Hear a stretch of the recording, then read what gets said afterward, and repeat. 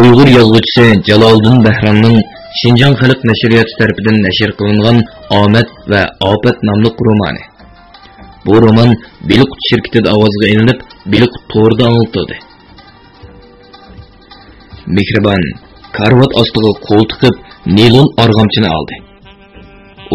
Bu arg'amchini kavobdan o'rindiq, shira qatorliq kavobchilik saramjonlarini arvoga bosganda bog'lash uchun olgan edi. Mana endilikda o'zining jinini qiyish uchun asqatadigan bo'ldi. Mehribon o'rindiqni qo'yib, uyning limiga arg'amchini o'tkazish orlig'ida bir narsiyli ko'z uningga tikilib turgandek bilindi. Bu albatta yurak parisi Qaysar edi. O hozir o'z kunini o'zi og'dek bo'ldi. Endi Mehribon xotirjam ko'z yumalaydi. Shundaqdimi, bu jahonni tashlab ketar oldida o'g'ilni bir ko'rib olmasa, deydigan gaplarni davomlasa, lahat ko'z yumalamdi. Yo'q. O endi Sayg'iygan bola hikoyasining xotimasini o'g'liga deb berish kerak.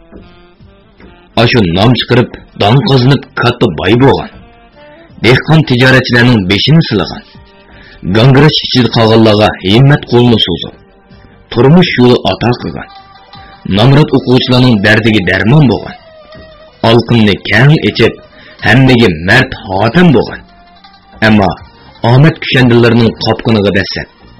O'zigimi, oilasigimi tugumas bitmas azob etgan bola Sayg'iygan sening dadang bo'ladi. Demisi bo'landi. Mehribon arg'amchini elib karvat ostiga qo'yib qo'ydi. O'g'li paydo bo'lguncha yashashni niyat qilgan xazinasi.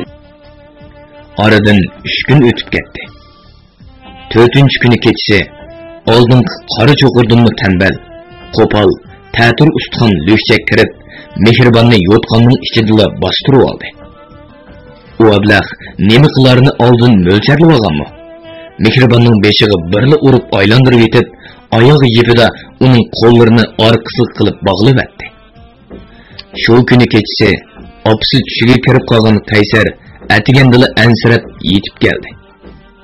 O ichidan itilmagan darvozadan shab chiqarmay kirganda, bo'lsa uy tamiga yo'linib o'tirganicha tizdirig'i beshini qo'yib uxlab qolgan edi. Qaysar ichida. Opam, bovam yana so'qishib qolgan chog'i. Shundaqdimi, bundoq so'g'uqda talada uxlagan nemisi deganlarni ko'ngildan o'tkazib turardi. Uydan chopinning tugmallarini atkash, yo'g'on, toz chiroy bir odam chiqdi.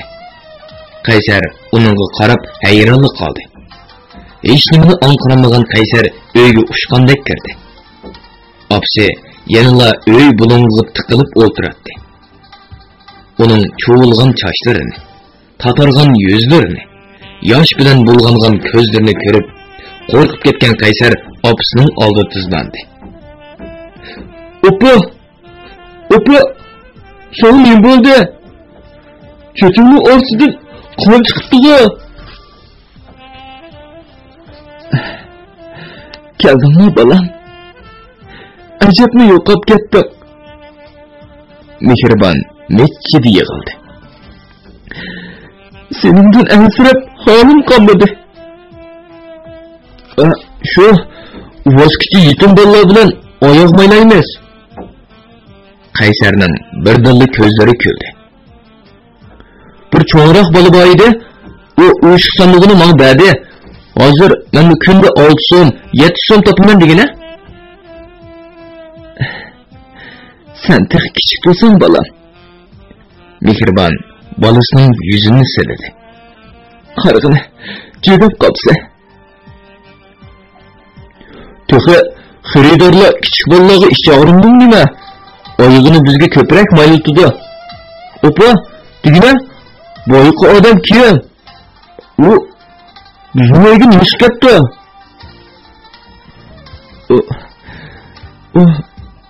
Bolam, bir kavobchi ustamga meni yordamlashga chaqirib ketdi. O'ngsi yuzdirim ishiq turdi-ku. Nima qil? Buvim bilan urushib qoldim. Amanni! Qaysar o'choq beshidagi pichoqni elib ushqandek chiqib ketdi. Lekin o'yla, ko'chadanmi Abu Bakrning qarisi ko'ringandan keyin uyga yenib kirdi. "Bir kelgina bolam." Mehribon qo'lini sundi. "Seni obunroq bir ko'rib olay." "Yuzlarim maynat bo'yapti." Qaysar kuldi. "O'zi chog'da qo'lingni yo, putingni yo, yuzingni yo deb varqirab turadi. Bo'lmasa o'zingni chaqirtib yuyib ketadi." "Bo'pti. O'g'il bola bo'lgandan keyin ayb ish emas. Uning ustiga vosqichilik qilyapsan. Mening ansiravatganim bundan keyin kiyimlaringni kim yuvib beray?" Mehribon to'kilib ketdi. "Kichik turibla japa etaklarga to'g'ilgan bola. Ko'nglaklarim kirib o'tgansa, qishingga kelmamda. Bo'ldi, yig'lamag'ina opa. Opa yig'lamag'ina." Qaysarning cho'ng ko'zlaridan yoshlar mo'ldirdek to'kildi. "Sen yig'lasang, men bir qism bo'lib ketadiganman." "Ma'qul bolam, men yig'lamay." Mehribon sochlarini tuzlashtirdi. "Bola, Qoqchi bolaning hikoyasini anglag'ing yo'qmi?" "Yo'q, opa. Anglag'im yo'q." "Nimishqamdi?" "Qoqchi bolaning xiroyinchiligini anglab, uning ish bo'lib ketdi. Uni boshqalar qilgan nurg'un saxovatli kishilar bo'lsa, men ochdan o'lib qolsammi, xiroyin chekkan odamning hech nimasini olmayman. Hatto u oltin to'shqan basimi. Lekin qoqchi bola biror kimga zo'talik qilib ko'nglini ranjitmagan bo'lsa, o'zim dedim-ku, uning nurg'un puli bor edi. Agar uning puli bo'lmagan bo'lsa, bo'vamdan battar ashki bo'ladi. Agar u sening dadang bo'lib qolsa qanday qilarding? Ulug'i dadamga avliyo bo'lsa-mu, uyga kirgizmaydi." "Bolam, dada degan ulug' tursa, amsa bo'vam sen uchun ulug'mi?" "Oy xudoyim, mana bu bolani jamiyatdagi bolalarga aralashib nimandaq zo'rondor bo'lib ketgandi." "Opa, nimishqiki xiroyin chekidi degan gapni anglasamla tishlarim g'uchirlab, mushlarim tugilib, o'zimni zoda tutolmayman. Agar kuchim yetsa, ko'p to'g'raydigan chaydozni chanab o'tgim keladi." Mehribon ichida o'zimdan ketgan deganni o'yladi. Qaysar 2 yoshidan tortib, "Bolam, esingda ching tut" degan gapni takrorlayverdi. Mana oqibatda dadasining 100 xotir qilmaydigan darajada bolasini bo'ynidan xotirib o'tdi. "Bolam, raskatni qilsam, shu qoqchi bola sening dadang bo'ladi", dedi Mehribon yosh to'kkan holda. "U ishkirga bir kirib ketgancha chiqqanmidi?" "Opa, qo'rsqin ochqanda, men sana samsa kirib beray." Qaysarning ong'usi yo'qdek qiladi. "Menda vosqichilik qilib topgan 9 so'm pulda." "Bolam, men sen raskatni qilyapman. Uning ismi..." O'ylidan kimdir biri varqirab, Mehribonning gipining qop beliga tepdi. "Ay, Mehribon! Bormisiz? Biz aholi ko'mit ish boshqarish o'rnidan keldik." Uyga 40 yoshlardagi bir ayol bilan texi 30 yoshga kirmagan bir er kirib keldi. "Qo'shningiz uyingizda bo'lgan ba'zi ishlarni inkos qilib beribdi-ku", dedi ayol qosh qapoqlarini suzib. "Shuni biz..." "Bolam", dedi Mehribon Qaysarga qarab. Samsa akeliman degandim go. Amsi bag'an. Haris balam. Mening bayatning qilgan so'zlarimni yodingda chin tut-a. Ma'qul opa. Qaysar yugurib chiqib ketdi. Mehribon shundan keyinla tekshiruvchilarga qaradi. Mening uyimda hech bo'g'ini yo'q. Qo'shnilar o'rinsiz gumon qilibdi.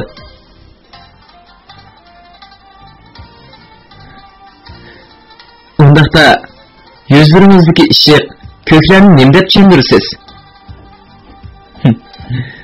Sizlar bu ishni ko'p so'ragan. Mehribonning ochiq kelgan edi. Qaysi birini hal qilib boqqan? Dadam xir-o'yinga pul teppa deb urdi shu. Endi bu qanqansizlar? Oy, xafa bo'lmang Mehribon, dedi Erkadir. Ras. Biz Abu Bakrni iz qo'g'lab tutib, astoydil muomala bo'lamadik. Endi deganim nima foydasi? Mehribon olqonlarni ko'zlariga bosdi. Tugidi. Hamma ish tugidi. Bo'ldi chiqib ketinglar. Bundan keyin avor bo'lmaysizlar. Voy xanan, dedi ayol Kadir olqonlariga urib. Hali nechini tepkasini xafa bo'ldi-ki odamdir. Ayol Kadir yana nimalandir demoqchi edi. Lekin Erkadir uning bilikidan tortib chiqib ketdi. G'azabda ko'ziga hech nima ko'rinmagan Mehribon o'rnidan turdi. Karvat tegidan neylon org'amchini oldi-da.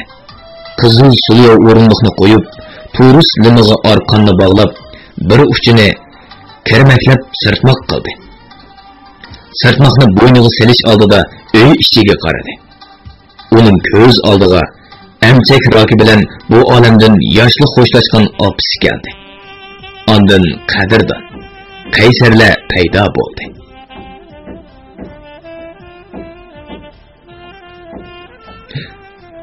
Opa, men sizni peşimizga otlandim. Qadirdan Qaysar. Xo'sh. Men sizlarning yuzinglarga menga qaragan bo'lg'ashqa mushu yo'lni tanladim. Meni kechiringlar. Mehribon sirtmoqni bo'yniga selib, suluv o'rindiqni tepib etdi. Tarqarib turgan neylon arg'amcha ig'ir tan ostiga sangilgan siri gelini mahkam bo'g'moqda edi. Nafsi borgan sir bo'g'ilgan Mehribon jon ochiqida bir ikki qatim qattiq xirqirab silkindi. Silkingan siri sirtmoq bo'ynini texmi dahshatlik bo'ldi. Bara-bara uning tini lassida bo'shab, kirishib ketgan qo'l putlari o'zini qo'yib berdi. Mehribonning pastga qarab turgan qop-qora shahlo ko'zlari yerim o'chib qolgan edi. U ketdi. Shundoq. Ponining azob o'qibat, hasrat nadomatlarini, g'am andishlarini tiriklarga qoldirib o'zi ketdi. Bir hisobda obdan bo'ldi. Nima qiladi? Bu rohitidan azobi, shodligidan qayg'usi, kulkisidan yig'isi to'la ko'ngli rabatda. Osh kichikkina g'uncha bo'y, o'g'il qiz ozg'ini hayotida nima kunlarni ko'rmadi. Boshqalar uni o'zlarining nafsi balasi yo'lda sotdi. Nechqitim dori bilan behush qildi. Hatto yalang'ochlab uning nozik a'zolarini yepib turgan ish kiyimlaridan boylik izladi. Bir chekim xuroyim uchun dividek qorin lo'chaklarning qo'yniga sepadi. Halol ishlab yashashni qo'yishdi. Mushu ishlar otsi tarafidan kelgan xo'rlislar edi. Endi uning uchun bu dunyoning yana qanchalik lazzati bo'lsin. Mehribon bo'lib o'tgan tangsizlik va razilliklarni ko'ngil tarosida o'lchayotgandek, nima uchun deb o'ziga savol qo'yayotgandek, yerim bo'chiq ko'zlarini yerga tikkan holda esilib turardi. Opa! Opa! Gezitga o'ralgan samsılar uy ichiga tiyirilib ketdi. Qaysar onasining putlarini quchoqlab olgan edi. Mehribonning 40 nazirsi qattiq so'g'uq kunlarga to'g'ri keldi. O Natovanning ashu 7 yoshlik o'g'lidan boshqa yemati bo'lmasa, nazirni kim beradi deysiz?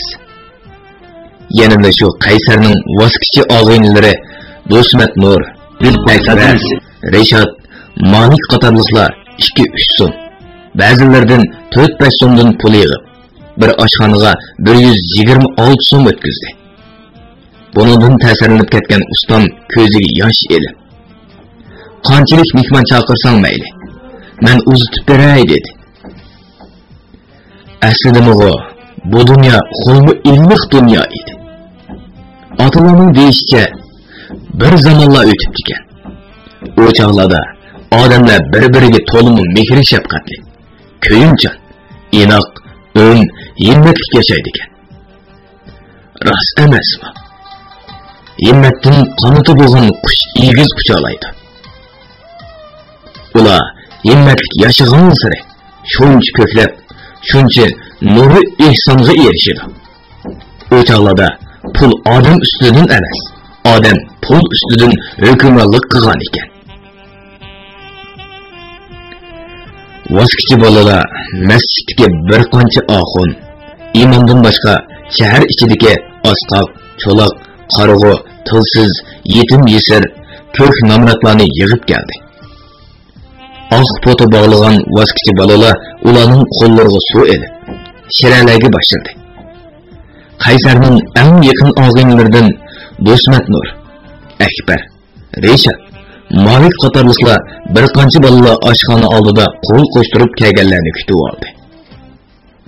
Bir oxunim bu nazirning nihoyatda xosiyatli nazir bo'lganligini ta'riflab so'zladi.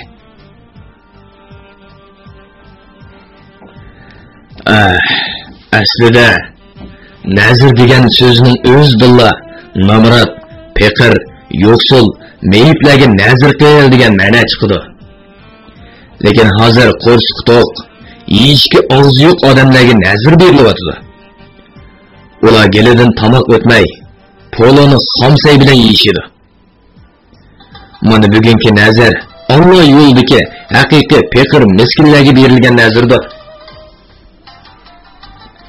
Oshxona oldida qo'l qo'shtirib mehmon kutayotgan voskitchi bolalarning atamani bo'lgan Do'smat Nur Qaysarga: jamoatni e'lonlab yiqinglar deb qo'ydik. Deb turishi oshxona oldida dir-dir titrab turgan Dumchak Abu Bakr paydo bo'ldi. O shunchalik uruqlab ketgan ediki, barmoqlari shiko'lig'ishdek, burunlari qangroqdek, emaklari ushlanib, matangchining tekisdek bo'lib qolgan edi. Uning o'ri ko'zlari cho'nqur godangda o'lib qolgan chashqonning xunuk qarchug'ularidek orolda piltirlaydi.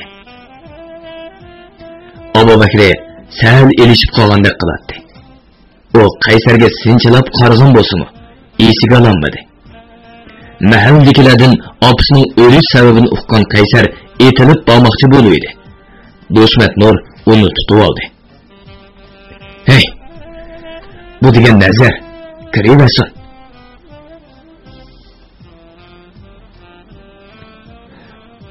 Bolalar, yashada mendek bechora mo'min bandalarga nazir bo'lishku. Qani kirsizlar?" dedi Do'smat Nur bir qo'lida Qaysarni tutib olib. "Akaslar, qo'llarini chaqibasizlar." Bo'ldi. Texi bu turli yo'g'on. Nazir yaxshi o'tdi. Qaysarning ko'nglida armon qolmadi. Ammo nazir berilib 3-kuni bo'lsa kerak. Yekan ko'ldagi uydan shaharga oldirib ketayotgan Qaysar yo'l chetidagi daraxtlik atrofiga do'lishib olgan bir to'p odamni ko'rib qiziqib qoldi. O odamlar orasidan qistilib yurib orolni oldiga o'tdi. O'tdi-da cho'ng ko'zlari chaqchib, orqaga bir qadam chekinganini to'ymay qoldi. dövlengen qarda put-qo'llarini yig'ib yotgan Abu Bakrning og'zi uchiq bo'ldi. Tamakidan qarnab ketgan tishlari engiyib turardi. Eg'iz burun, qosh, kirpiklari oppoq qirov bog'laganlikdan chiroyi mo'ysbit qiyirlarga o'xshab qolgan edi. Bir qo'lida chimin tutib olgan botilkining ostida ozroqgina haraq turardi. Qaysar ko'nglida Xroin xumoriga chidayolmay masbug'ichi ichibdi-da deb o'yladi. U opsining ham o'zining ko'rgan kunlarini, tortgan azoblarini ko'z oldiga keltirib etib, illik tillayotganligini bilmay qoldi. İmansız kafir! Bu qeri! Oxir, kafir ölümü de ölüpse! Ey bala, sen bu adam tanımsa? Dedi saqchi ceset egisini tapqanlıqdan hoş bulup. Senin neman buluda? Öy nerede? Bu qerin tanımaydı. Lekin, o meni urgan. Ne için urgan? Xroin xumar tusula, vaskichi balalardan pul so'raydi. Bamisi urdi, bu munofiq. Qaysar top orsidan etilib chiqishi. Ko'zi ko'k, chosh, qoshlari sarg'ish, burnining egri pas, 34-35 yoshlardagi bir odam uning biligidan kapul tutdi. Hey, sen vaskichi bola Qaysarga deymi? Shundoq. Hozir uyda hech nima yo'q-ku deymi? Yo'q. Siz qanday bilasiz? Bu odatdagi ko'k ko'z tamkin so'zlab o'tadi. Men ishkirda bir oshxona ochgan. Bir necha mulozim bolalar kerak bo'lib qoldi. Boramsa? Oylik qancha pul? Dastlabda 1200 so'm berma. Keyin yaxshi ishlab qolsang, oyma-oy o'sib turadi. Undaqda men og'inglarimga maslahat qo'y. Bu gapcha og'inglarim barkanda. Akbar, Rishot, Malik degan og'inglarim bor. Nada vaskichilik qilsa? Do'nko'rk atrofida. Ey to'xta. Og'inglarim ishonchli bo'lsa degan.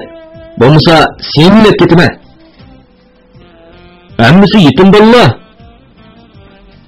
Qaysar yugurgunicha mengishga tayyorlangan ko'cha avtobusiga chiqdi. 34-bob. Riyli aerodromidan ko'tarilgan 300 kishilik cho'ng tipdagi aeroplan 1 soat 20 minut atrofida kunning aerodromiga qo'ndi. Xolmat qorin, Qadrdon, G'ayri Chondu, Abay Gitar, Ayso Xenanjar, Dilmurat Makash, Maturg'un Shelin, Nuradil Panoq, Tursun Kallardan iborat 9 xroin atkasisi aeroplanning sho'tishidan tushishga boshladi. Ular oddiygina sumka, popkalarni kutish zalida topshirib olgandan keyin 3 taksi yollab yurib ketdi. Yigitlarning hammasi shunchalik esin kiyingan. Hech kim ularni qo'rchiqida 500 gramdan xroin bor deb o'ylamaydi. Eng oldidagi mashinada Xolmat qorin, Qadrdon, G'ayri Chandoba edi. Ular kunning bo'yicha eng oliy hisoblanadigan Shoptul Guli mehmonxonasiga ketib o'tadi. Bu 530lik mehmonxonaning eng oddiy yotoqlarimi 600-700 so'm bo'lib, ko'pincha ziyorat, sayohat va savdo ishi bilan kelgan chet elliklar yotadi. Shunga soqchilar bundoq 530-330lik mehmonxonalarni tendirmaydi. Xazinasi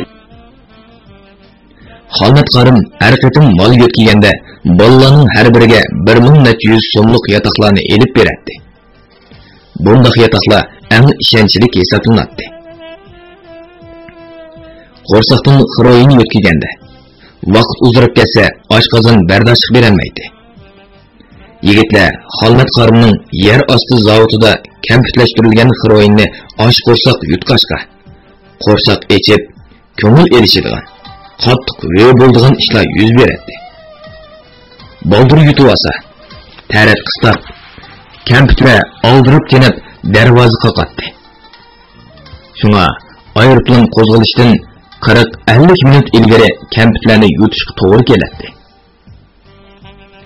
Üç taksi arka-arkadan Şaptul Gölü mehmonxonasining gölü giyohlar, har xil rangdor beliqlar sakrashayotgan ko'ychaklar, top-top bambukzorlar bilan qoplangan hovlisiga kirib keldi. Xolmat Qarim qo'l telefonda oldin so'zlashib qo'yganligi uchun g'ayratchanbo birdandala 9 beratni kestirib ep keldi. Xolmat Qarimdan boshqasi 2 kishilik oliy yotoqlarga o'rinlashdi. Ularning qo'rsqi bek echib ketganligi uchun qo'rsqidagini baldurroq chiqarib etib, tamoq yeyishga oldiraydi. Shunga ular 2 yotoqqa bo'linib kirib ketishdi. Birinchi guruhining boshlig'i g'ayratchanbo eshik sirtiga avar qilmang degan taxtini esib qo'yib, ishni ichidan taqoqla ishni boshlayapti. U dastlabda har bir odamga ushoq qizil tablet do'ridan bir tonni ilmon suvda ichirib etib, qo'liga so'liyov talangini tutqizib qo'ydi. Ular tozliq uy, hujra ham dam elish uylarining u yer bu yerlarda o'ltirib injiqlaydi.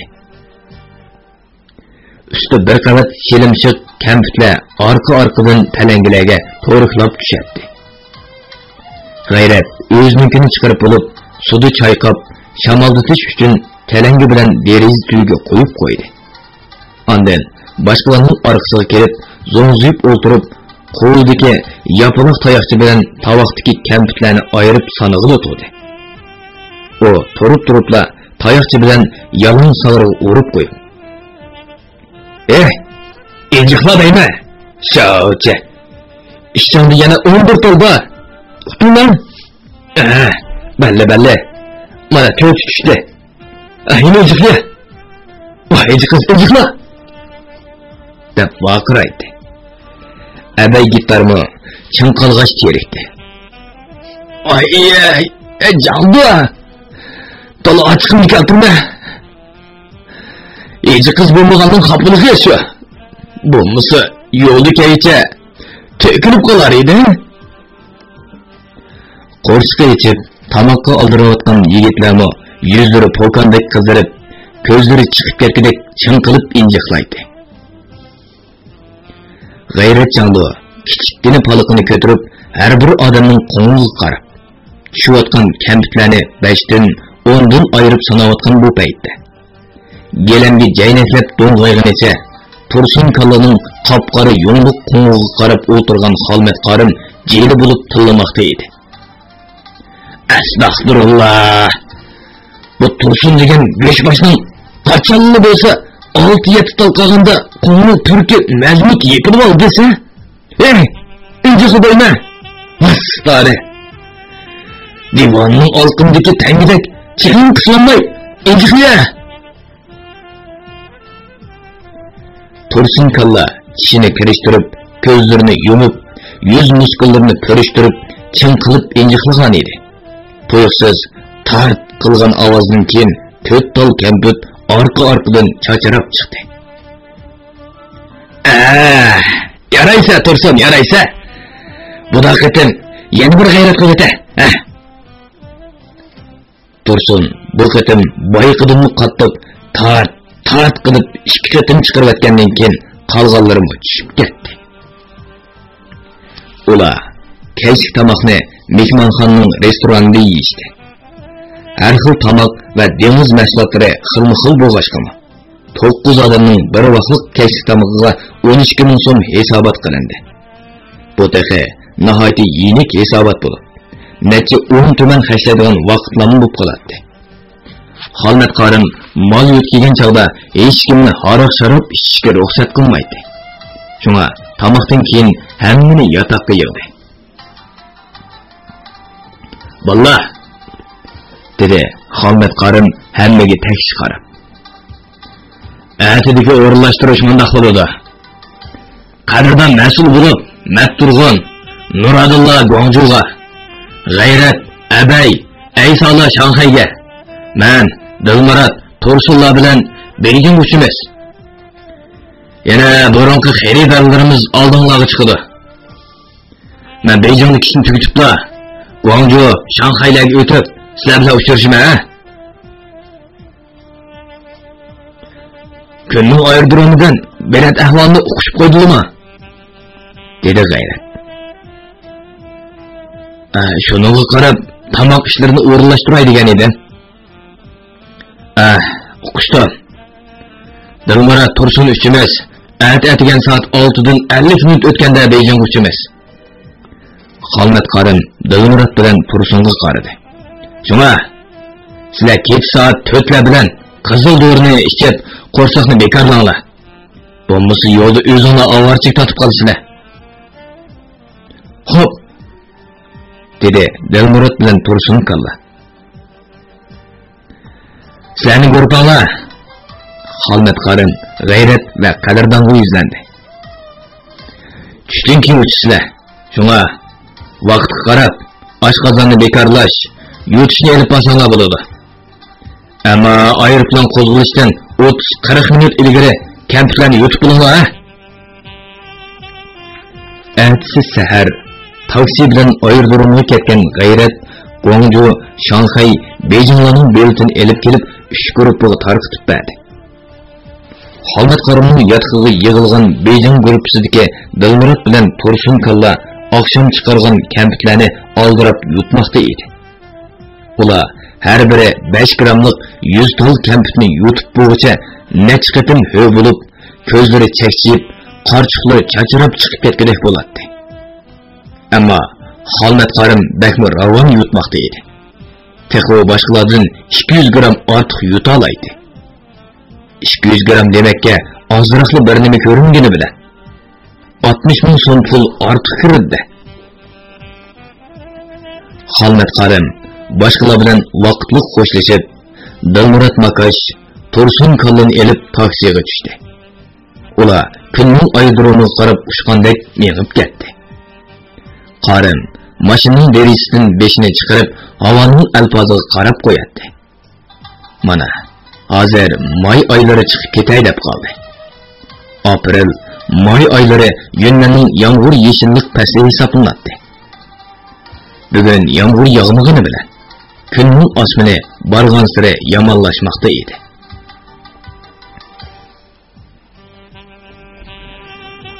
Qarim, qo'rsoqni sal boldir bekorlab qo'ydikmi nima? Qo'rsoqim echibotida meni. Tursun kallaning bu gapidan judoni o'rlagan Xolmat qarim og'zini buzib tiladi. Lamzalla, zodi sening jebing tugaydigan kun bo'lamdi yo'q. Endi Beijing bog'icha jup yumaloq isbota. Ular aerodromning kutish zali oldida to'xtab mashinadan tushdi va darhol rasmiyatlarni bajarib tayyorlab oldi. Dilmurat Makashning chiroyi sal oqarib qolgan. Kayfiyatimi yaxshi emasdek qiladi. Sani bo'ldi. Qarim Dilmuratga yanishdi. Mijozing yo'qmi?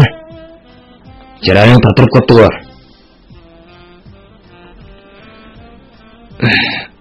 Keyingi 100 gramni yutmasam bo'pti-ku. Shu ig'ir kelgan chig'i. Ey, bu degan odatning ishdan bo'ladi. Mana men davomli 700 gram yutaman-ku. Dedi qarim kulib turib. Lekin hech nima bo'lmaymi. Sening 600 gram yutib yiqishing birinchi qatimliqda.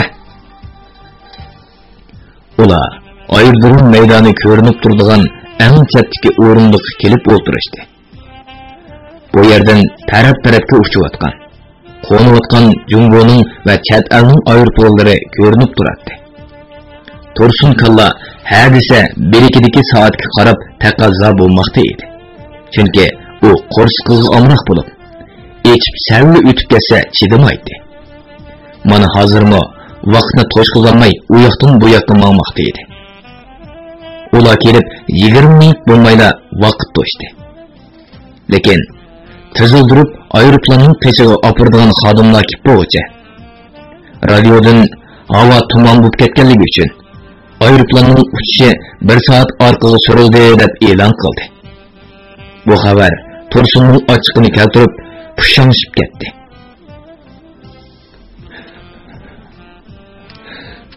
Xolmat qara. Men hojatxonaga berib kelay.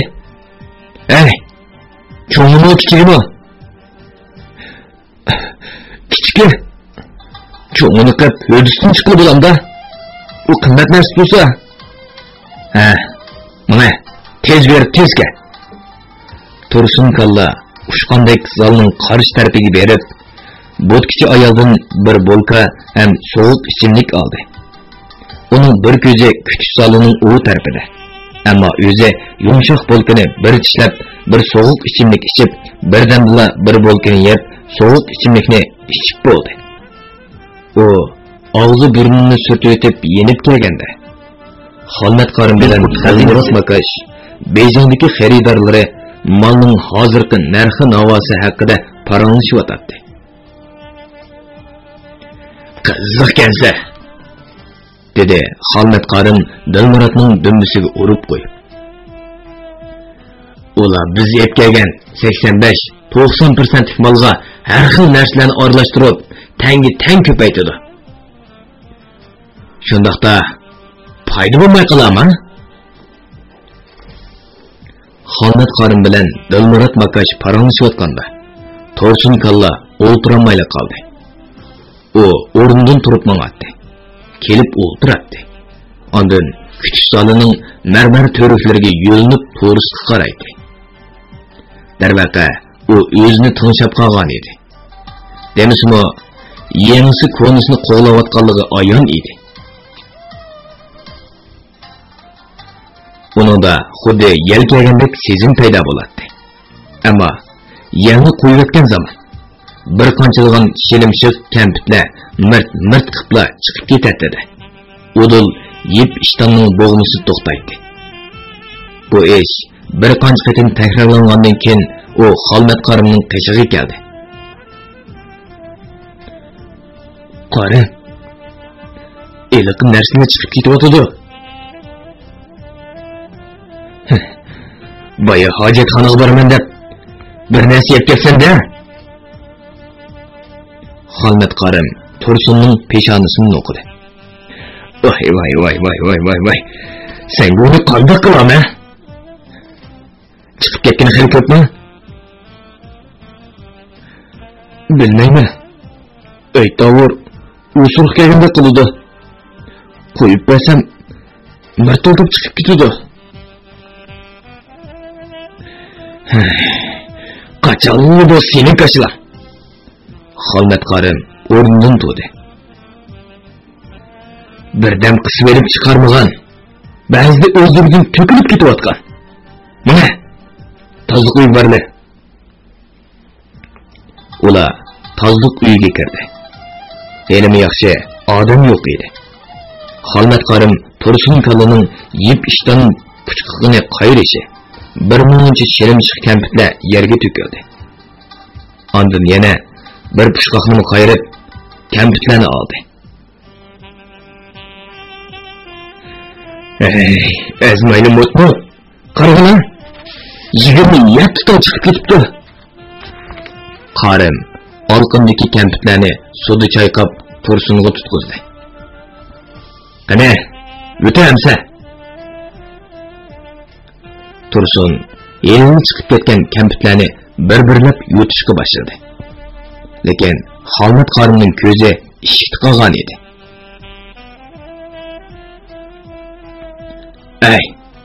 Ma'u cho'ng tarat qilgan bo'limga kirib yigit.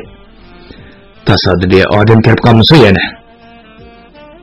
Lekin bir ekan bo'lsa, shaqnidan tutib olaman. Shu kuni Xolmat Qorim Dilmurat Tursunla 1 soat kechikkan bo'lsa-mu, shu vaqtda soat 1da aerodromga tushdi. Ular yer shari mehmonxonasiga berib, eng qimmat yotoqqa bilet kestirdi. Ular eshik tutqichiga avara qilmang degan taxtini esib qo'yib, eshikni ichidan taqadi. Xolmat Qorim qatlab bir-birining ichiga kirgizilgan so'lyov tarangini so'mkadan elib, ikkisiga birdan berib, o'zi birini tozliq uyga kirib ketdi. Amal çarının pırkamılı bulup ketken Xolmat Qarım özünün qo'rshig'idagi 700 gram malni chiqarib bo'lib, uni suvda chayqab etgandan keyin shamollatish uchun balkonga chiqib qo'ydi. Ondan o Dilmurod Makashning talangisiga qarab qo'rqib ketdi. Chunki talangi ichi qon bilan to'lgan edi. Osh keyingi 100 gram sana ortiq ketdi, dedi Xolmat Qarım. Aşkazınını bozuk koyga okşaydı.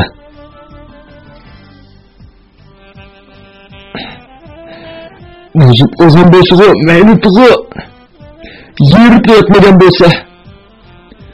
Dilmurodning chiroyi sarg'ayib ketgan edi. Chimonoq injiqlasam da og'riydi. Seningchi? Yana chiqmayotanda?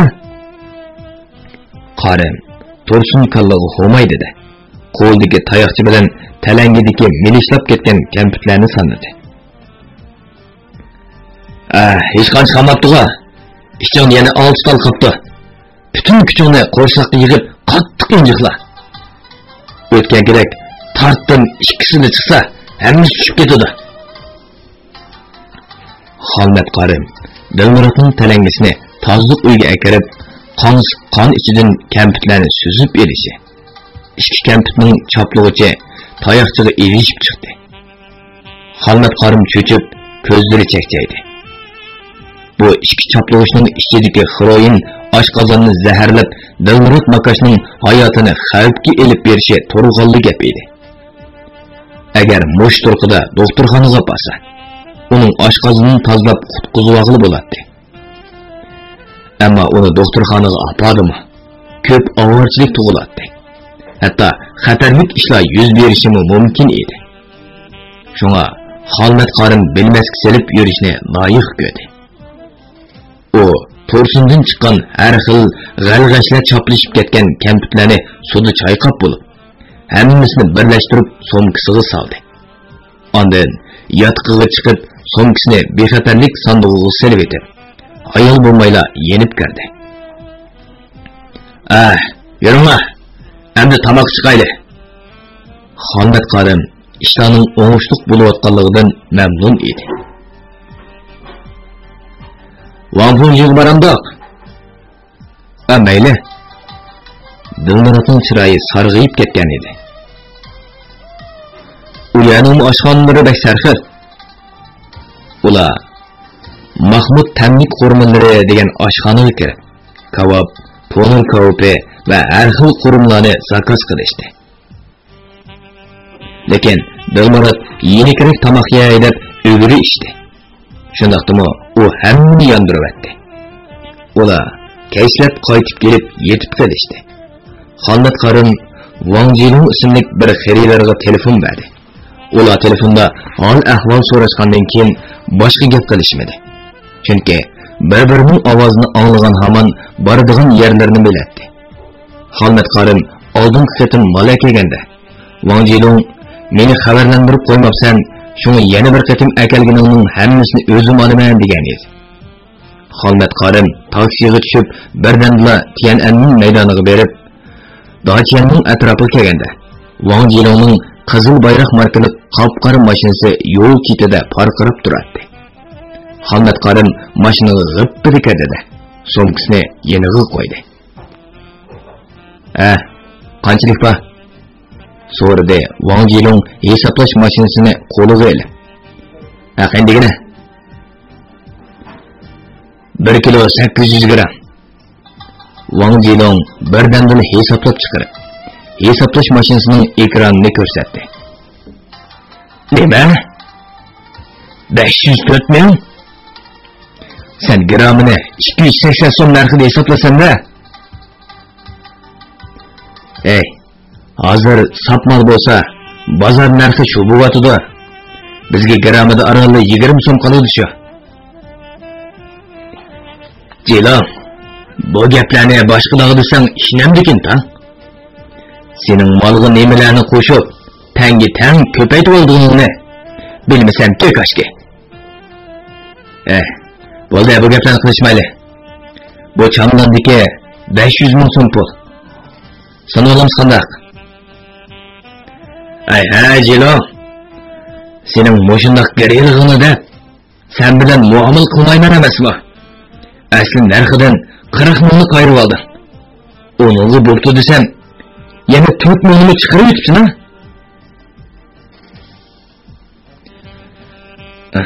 Hesap to'g'ri. 500 mingni bo'lsin dedim shu. Wang Jilong yo'g'on og'zini qalchaytib ko'rdi. Men seni yer shari mehmonxonasiga olib qo'yay. Hayda. Bilik shirkatida ovozga ilinib, Bilik to'rda anglatilayotgan Uyg'ur yozuvchisi Jaloliddin Bahramning Xinjiang xalq nashriyoti tarafidan nashr qilingan Omad va Ofat nomli romanini bugun musharga changlatdik. Davomini atidagi anglitishimizda davomli anlatamiz. Bu roman Xinjiangning har qaysi joylaridagi Shenhua kitobxonalarida sotiladi.